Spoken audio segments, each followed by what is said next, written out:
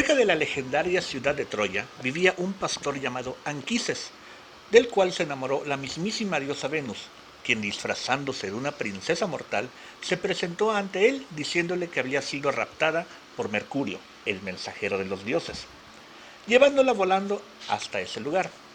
Horas más tarde, la disfrazada Venus y el pastor Anquises yacerían en el lecho. El fruto de esta unión entre una diosa y un mortal fue el posteriormente célebre héroe Eneas. Al ser descubierta, Venus le juró a Anquises que el hijo de ambos sería bien cuidado por las ninfas durante 5 años, pero que los amores que habían tenido no podía revelarlos a nadie, o la ira de Júpiter caería sobre él, castigándolo por la afrenta. 5 años más tarde, Eneas le fue entregado a Anquises, quien a partir de ese momento lo crió. Anquises, violando el juramento, contó a los troyanos sobre sus amores con Venus. Al escuchar esto, Júpiter se apiadó de él, y en vez de asesinarlo, solo lo dejaría ciego. Años después, cayó la ciudad de Troya ante una coalición de ejércitos griegos liderados por Agamenón, rey de Micenas. Eneas y su hijo Ascanio salvaron su vida, gracias a la mediación de su madre Venus. Para poder escapar de la destrucción de Troya, una lengua de fuego se posó sobre la cabeza de Ascanio. Un trueno resonó en el cielo y una estrella de fuego marcó en el cielo el camino de la huida hacia una nueva tierra. Eneas tomó a su hijo de la mano y a su padre lo cargó en su espalda, y juntos huyeron hacia esa nueva tierra que le obsequiaban los dioses. Es largo describir los periplos de Eneas en su viaje. Todos estos se describen en la magna obra La Eneida del poeta latino Virgilio, quien escribió este libro a petición del emperador Augusto, quien estaba deseoso de atribuir un origen mítico a la fundación de Roma, glorificándola. Tras larga travesía y múltiples aventuras, Eneas y los suyos llegaron a la desembocadura del río Tíber, en Lacio, los dominios del rey Latino, hijo de Fauno y nieto de Saturno, fundador de la estirpe latina.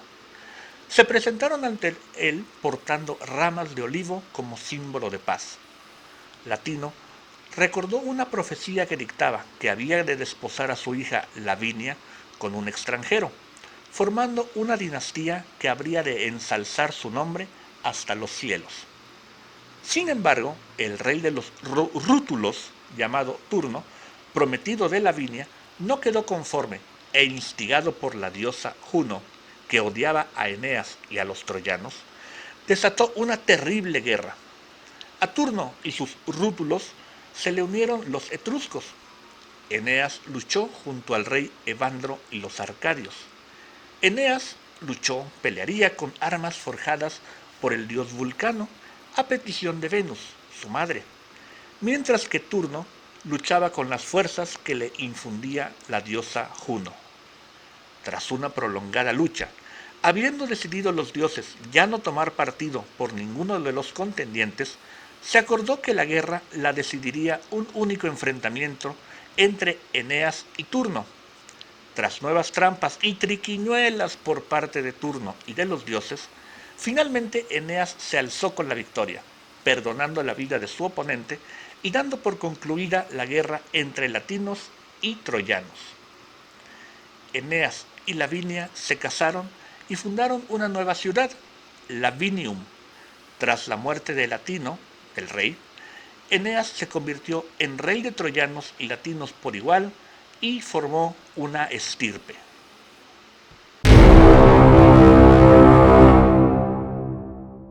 Al morir Eneas, su hijo Ascanio, también conocido como Julo, reinaría en la región.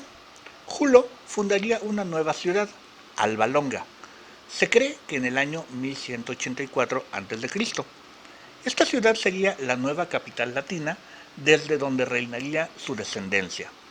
Estos fueron Silvio, Eneas Silvio, Latino Silvio, Alba, Atis, Capis, Capeto Tiberino, Agripa, Rómulo Silvio, Aventino, Proca, Amulio y Númitor. El heredero legítimo, al final de esta dinastía, era Númitor, pero el trono fue arrebatado por su hermano Amulio. Este usurpador hizo que la hija de Númitor, llamada Rea Silvia, se convirtiera en virgen vestal, a condición de que no continuara el linaje de su padre, pues su condición de virgen vestal le impedía tener relaciones sexuales al menos por 30 años. Sin embargo, el dios Marte se apareció en sueños a Rea Silvia y conduciéndola a un bosque tendría relaciones con ella. De esta forma nacieron los gemelos Rómulo y Remo. Cuando el tío abuelo de estos, Amulio, se enteró, ordenó que se asesinara a Rea Silvia enterrándola viva y matando a los gemelos. El sirviente a quien se le encargó esto fue incapaz de matar a los bebés, dejándolos en un cesto en el río Tíber, que por cierto se llama así en honor al rey Capeto Tiberino, quien se ahogó allí. Antes de eso, el río era conocido como Álbula.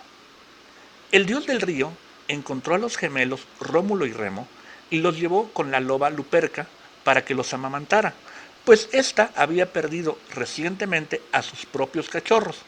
Este dios, Tíber, rescató a Rea Silvia y se casó con ella. Mientras tanto, los gemelos fueron hallados por el pastor Fáustolo y los llevó a su casa, en la localidad de Gabio, para ser educados y criados por su esposa Aca Laurentia.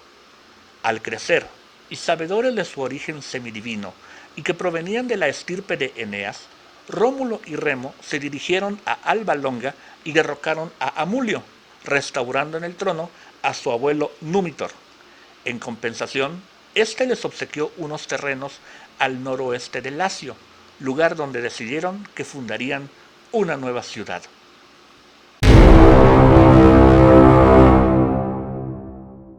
Por mandato de los dioses, corresponde a Rómulo trazar con un arado sagrado lo que serían los muros de la nueva ciudad, el Pomerium, marcando sus límites. Esto sería el 21 de abril del año 753 a.C., de acuerdo a la tradición, aunque ahora existen dudas al respecto de la fecha precisa de la fundación. Las leyes divinas y humanas dictaban que una vez trazados los límites, nadie debía transponerlos y mucho menos burlarse de ellos. En un arranque de burla y soberbia, Remo lo hace, viéndose obligado su hermano Rómulo a ejecutarlo, pues ni siquiera uno de los fundadores le estaba permitido una ofensa de dicha naturaleza. Tito Livio, el historiador romano, pone las siguientes palabras en voz de Rómulo: así morirá todo el que salte por encima de estos muros. El próximo paso fue hacer que la ciudad creciera en población. Este capítulo de la historia, bueno, más bien de la leyenda, es hoy políticamente inconveniente y puede resultar hasta ofensivo. De cualquier forma, habrá que narrarlo. Resulta que el ahora rey Rómulo decretó que la nueva ciudad sería territorio de asilo para criminales, desposeídos y perseguidos de otros lados. Los primeros romanos llegaron de diversas regiones circundantes, pero solo eran hombres, no había mujeres. Entonces Rómulo invitó a familias de las aldeas vecinas para la celebración de unos juegos en honor al dios Neptuno. Acuérdense que Eneas desembarcó en la desembocadura del río Tíber y esto era considerado una especie de origen del pueblo romano. La primitiva Roma no era más que un grupo de chozas de barro con un pequeño muro circundante. Aún así, llegaron familias con sus mujeres e hijas. En un parpadeo y a una señal convenida, los romanos tomaron a la fuerza a cuanta mujer había asistido al festejo. Los principales de la ciudad, es decir, Rómulo y el recién formado Senado, es decir, la Asamblea de Ancianos, pues la palabra Senado proviene de senil. Todos estos escogieron a las más bellas y jóvenes, las llevaron a sus chozas y se deshicieron en halagos y promesas antes de tomarlas por la fuerza. Real o no, esto se volvió en tradición. En los siguientes siglos, en que los novios fingían raptar a la novia antes del matrimonio. La mayoría de estas mujeres pertenecían al pueblo de los sabinos, por lo que este capítulo es conocido como el rapto de las Sabinas. De acuerdo a la leyenda, dichas mujeres secuestradas solo pusieron una condición: que en el hogar ellas solo se ocuparían del telar, quedando relegadas del resto de trabajos domésticos.